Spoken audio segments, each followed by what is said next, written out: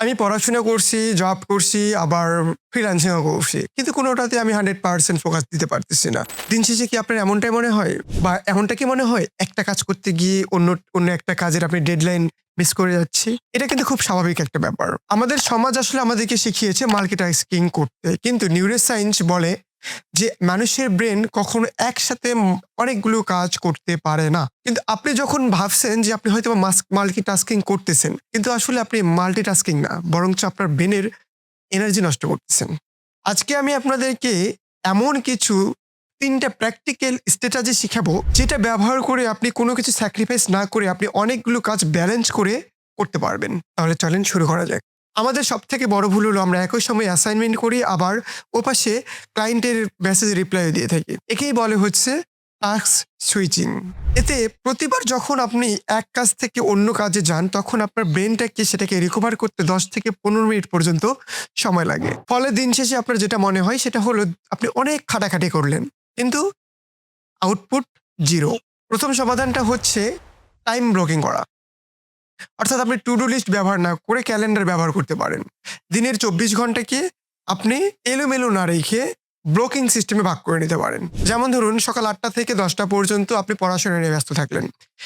এই ২ ঘন্টার মধ্যে দুনিয়া উল্টে গেলেও আপনি কোনো টেক্সট, কোনো মেসেজ বা কোনো কিছু রিপ্লাই করবেন না, বা অন্য কোনো কাজ আপনি করবেন না। জাস্ট ওই ২ ঘন্টা শুধুমাত্র আপনার পড়াশোনার জন্য রাখবেন। আবার সন্ধ্যা ৬টা থেকে রাত ৯টা পর্যন্ত আপনার বিজনেসের প্রজেক্টের কাজ বা ফ্রিল্যান্সিং যদি করে থাকেন, ফ্রিল্যান্সিং করবেন।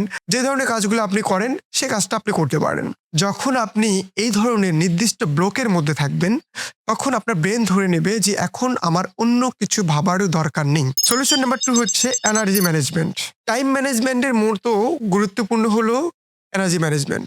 দিনের সবসময় কিন্তু আমাদের এনার্জি একরকম থাকে না। আপনার যদি মনে হয় যে সকালবেলা আপনার ব্রেনটা সবথেকে বেশি ফ্রেশ থাকে, তাহলে আপনি ওই সকালবেলাতে সবথেকে যে কঠিন কাজটা আছে সেই কাজটা আপনি করবেন।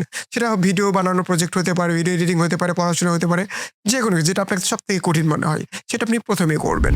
আর যখন এনার্জিটা আপনার কম থাকবে, যেমন দুপুরে খাবারের পর মানুষের এনার্জিটা অনেক সময় কম থাকে, তখন আপনি কি করবেন? হালকা যে কাজগুলো আছে সেই কাজটা আপনি করবেন।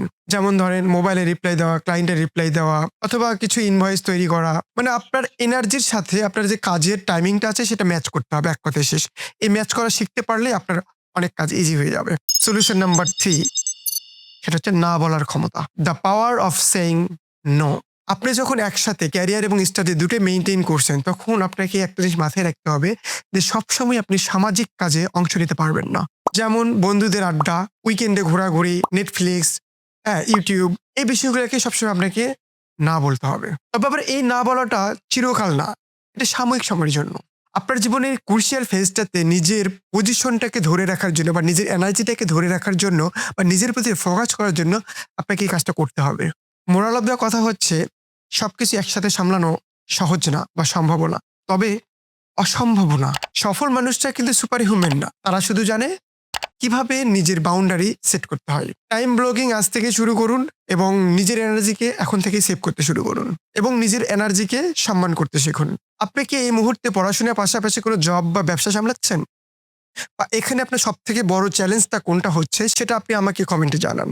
আমি আসলে বিষয়টা জানতে চাই। তো সেই পর্যন্ত ভালো থাকবেন, সুস্থ থাকবেন। টাটা, দেখা হচ্ছে পরে কোনো ভিডিওতে। Thank you so much.